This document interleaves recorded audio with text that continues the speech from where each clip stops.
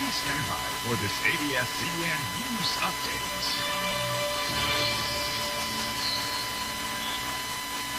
Magandang umaga mula sa ABS-CBN News Center. Ako si Cindy Webb. Maglalagay na ng hotline ng Armed Forces of the Philippines para pagsumbungan ng mga hinihinga ng pera ng New People's Army.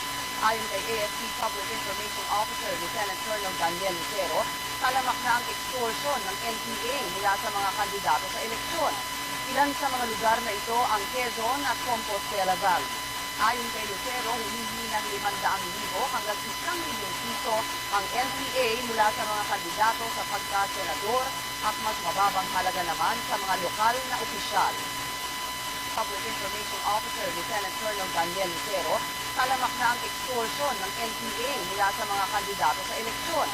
Ilan sa mga lugar na ito ang Quezon at Compostela Valley. Ayon kay Lucero, humihingi ng 500,000 hanggang 1 milyong piso ang NPA mula sa mga kandidato sa pagka-senador at mas mababang halaga naman sa mga lokal na opisyal. Public Information Officer Lieutenant Colonel Daniel Lucero, talamak na ang extortion ng NPA mula sa mga kandidato sa eleksyon.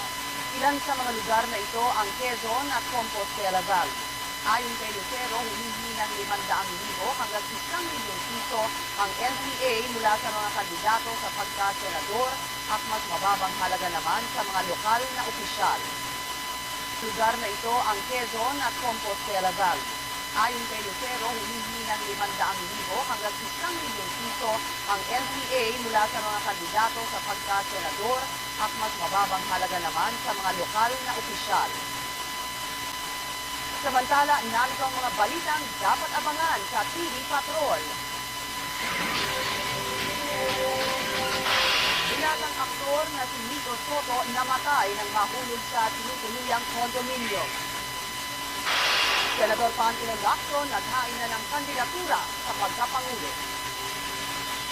Abangan ang iba pang mainit na balita dito lamang po sa ABS-CBN. Ako si Cindy Webb. Magandang